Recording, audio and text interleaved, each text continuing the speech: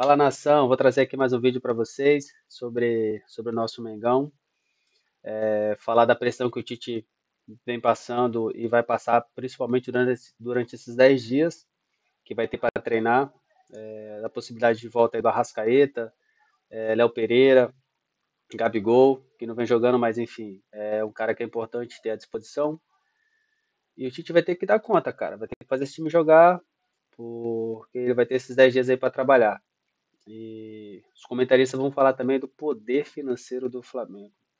Realmente o Mengão, nos últimos anos, tem ido para cima com tudo e contratado quem quer. Vamos pro vídeo, espero que vocês gostem aí. Se puder dar aquela moral, já curte, comenta, compartilha, isso vai ajudar bastante a gente. Demorou? Vamos pro vídeo. O Flamengo, onde a pressão para cima do técnico Tite vem crescendo, vem aumentando, mesmo com muitas ausências da equipe por causa de contusões, a torcida vem criticando mais e mais o treinador.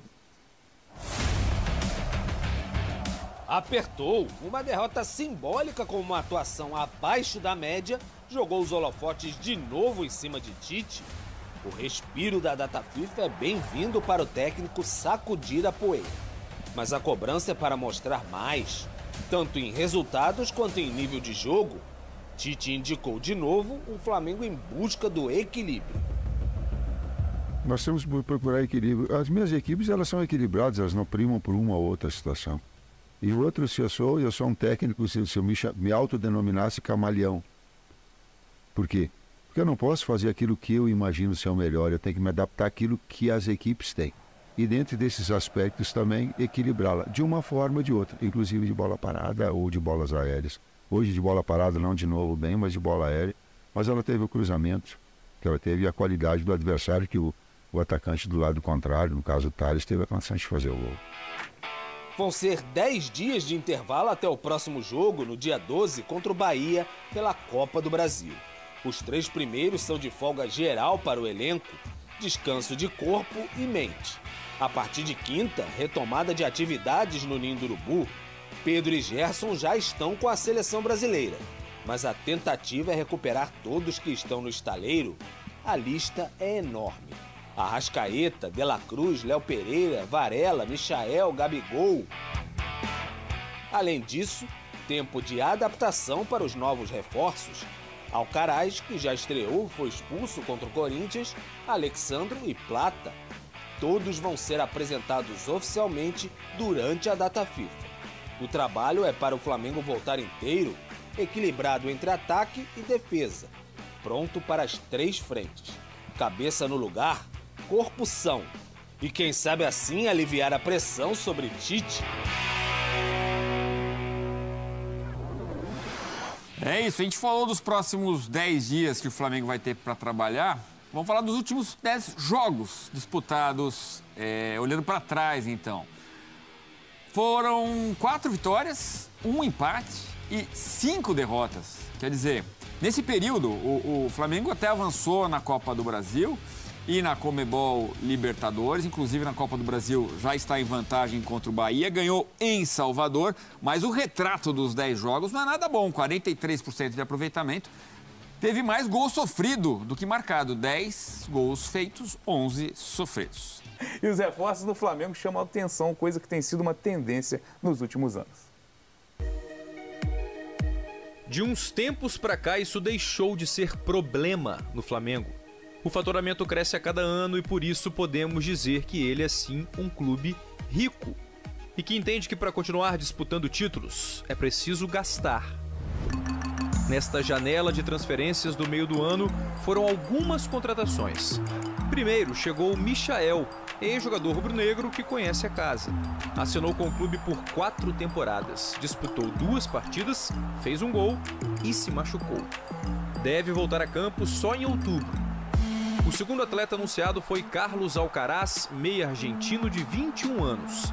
Apenas a contratação mais cara da história do Flamengo, 110 milhões de reais.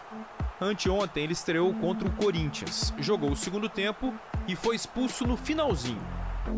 Os outros 2 reforços ainda não atuaram pelo clube. Alexandro, lateral esquerdo, e Gonzalo Plata, atacante equatoriano. Ambos já frequentam o Ninho do Urubu e serão apresentados nesta e na próxima semana. As contratações foram boas, né? Se tratando, por exemplo, de Michael, que chegou já no primeiro jogo, mostrou que vai ser muito útil para o Tite. O Alexandre não precisa nem falar pela qualidade do jogador com seleção brasileira, atuando muitos anos na Europa, né? O Plata é um jogador que vai precisar de adaptação para poder saber como funcionam as coisas no futebol brasileiro e também dentro do Flamengo. Alcaraz é um jogador também jovem, mas um jogador que tem todas as condições de dar uma grande contribuição pela sua qualidade e principalmente por ser também um jogador que chega à frente para arrematar. Desde 2019, quando começou a atual gestão, o Flamengo contratou 43 jogadores e conquistou 12 títulos. Somando todo o valor investido, a conta passa de R$1 bilhão em contratações. 2024 é o ano em que o clube mais abriu o bolso, incluindo as contratações que a gente já citou e os jogadores que chegaram no início da temporada, como De La Cruz, Léo Ortiz e Vinha. O volume gasto é de quase R$300 milhões. Um clube endinheirado e com elenco de peso. Tudo para poder brigar em todas as frentes possíveis. Eu acho que independente do valor, o mais importante é aquilo que esses jogadores trazem e acrescentam para o time e, de consequência, para o próprio clube. O Flamengo gastando bastante na janela não é nenhuma novidade, né? Mas acho que o que tem de novidade nessa última agora de 2024 talvez seja o estilo dos reforços, não todos, claro. Mas o Alcaraz e o Plata, por exemplo, são perfis, tem perfis que o Flamengo não tinha apostado recentemente. O Flamengo ia muito em certezas, né? Jogadores que qualquer clube brasileiro estaria de olho. O próprio De La Cruz é um grande exemplo disso, que se destacou aqui no continente.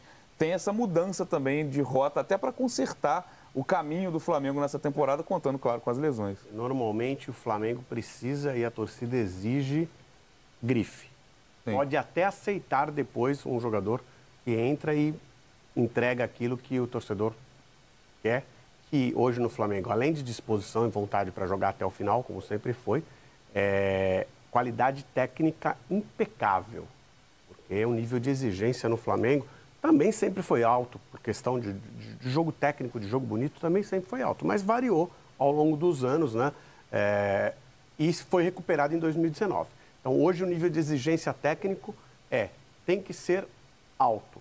Essas duas contratações que você citou, do Alcaraz e do Plata, elas são contratações fora do padrão, mas são contratações monitoradas. Tinha muito time de olho nos dois jogadores. Inclusive, o Flamengo já monitora o Alcaraz desde os tempos do Racing, né? Então, são jogadores que não entrariam, para mim, no pacote de contratações aleatórias. Elas são um pouco fora do padrão do Flamengo. Elas são um pouco fora do padrão do Flamengo. Ô, Bené. Diga, Luiz. Eu enxergo essas contratações, mas desde da janela anterior, muito mais com a cara do Tite do que com a cara do Flamengo. Eu vou te explicar o porquê. O Léo Ortiz é um exemplo disso, que o Flamengo já monitorava, mas é um jogador que do agrado do Tite. Não tem tanta grife assim, mas é um jogador que vai te entregar o desempenho necessário e na hora que você precisar. E é um jogador totalmente adaptável, multifunção, né? Ele faz mais de uma função. Hoje ele está jogando como volante, mas ele é zagueiro por essência. Gonzalo Plata e o Carlos Alcaraz são jogadores que o Flamengo já monitorava, mas são jogadores que o Tite gosta muito pelas características e pelo estilo de jogo que o Tite mais gosta, o estilo favorito de jogo do Tite. O Alexandro é um jogador que toda a passagem do Tite pela seleção brasileira foi acompanhado muito de perto, com convocação, e até quando ele não convocava, ele explicava o porquê ele não convocava o Alexandre. E o Michel tem uma questão de relação do Flamengo, eu acho que é o jogador meio que fora da curva, e o Flamengo dependia de um atleta para essa função por conta das lesões e pela oportunidade de mercado. Mas é uma janela de correção de rota, obviamente, correção de rota que tem que ser feita pelo treinador, que é quem comanda a equipe, que é quem indica as peças também. Então, por isso que eu acho que a gente está vendo um mercado um pouco diferente, não em investimento, mas em característica de jogadores. Eu acho que, com todos saudáveis, a gente vai poder ver um Flamengo também de uma forma diferente, até para dar outras alternativas para o Tite, por mais que ele seja sempre taxado de forma pejorativa de ter sempre um único estilo de jogo. Essa questão que o Luiz colocou de todos saudáveis é uma questão importante também, que a janela do Flamengo foi ampliada por conta de uma série de lesões. O Flamengo sentiu necessidade de ir ao mercado de um modo mais agressivo, porque a todo momento perdia jogador para as lesões. E os jogadores chegaram e se machucaram também. Caso o Michael já se machucou. Ou seja, são jogadores que não estavam inseridos no calendário brasileiro destruidor de atletas. E aí, assim, é uma ironia, mas a gente sabe que há essa dificuldade. Só que acontece que o Flamengo resolveu colocar todos os seus problemas na conta do calendário que ele divide com outras 19 equipes. E que ele talvez não seja o principal prejudicado por esse calendário. Então, óbvio que tem impacto do calendário, ninguém está desprezando o impacto do calendário, mas todo mundo está inserido nesse mesmo calendário e o Flamengo é o time que tem o maior número de jogadores machucados. Então, não pode ser apenas o calendário. Pode ser até ocasional. Né? Pode até ser assim, aconteceu, mas só o calendário não é. E até a contratação do Alexandre, a gente pode dizer que é emergencial, porque o Flamengo começa a temporada com Vinha e Ayrton Lucas, uma dupla de laterais esquerdos excelente para o futebol brasileiro, com características, né, diferentes até para o Tite utilizar. E aí, traz o Vinha pela aposentadoria do Felipe Luiz, né? Isso. E aí numa necessidade, o Vinha não joga mais na temporada 2024, vai atrás, vai no mercado de um nome... Olha o emergencial do Flamengo. De um nome de seleção brasileira. O emergencial no futebol brasileiro você vai puxar um jogador da categoria de base ou então vai pegar na Série B. Sim. Né? Esse é o emergencial. Como o Carlinhos foi no Flamengo, por exemplo. Carlinhos foi, mas jogador do Nova Iguaçu. O Carlinhos foi no final do campeonato. Sim. Né? Então, terminou o campeonato pelo Nova Iguaçu, já estava terminando, o Flamengo foi lá Tinha a questão da punição do Gabigol naquele momento. Poderia até ficar sem o Gabigol, né? Mas já está bem... Ali é um emergencial mesmo. Sim. Né? E era um emergencial até com certo... É um risco baixo, porque não era um jogador de grande valor, né? Mas que a chance de dar certo era pequena, como a gente viu até agora. Né? É isso, nação. Pô, as expectativas aí para a volta do futebol são as melhores, né? Com a volta desses jogadores que estão contundidos. Léo Pereira, Gabigol, Arrascaeta, Dela Cruz e Michael, não sei se voltam a tempo de enfrentar o Bahia, mas assim, vai ter tempo para treinar, vai ter o retorno desses jogadores, por isso a pressão no Mengão é alta, é grande, por isso o Tite está passando por essa pressão e vai ter que apresentar um bom futebol, não adianta só vencer. O Flamengo precisa de desempenho, os cara, é um elenco que te dá essas condições, vai ter que mostrar, enfim, é isso, fique ligado. Logo mais teremos mais vídeos aí sobre nosso time, sobre o Mengão.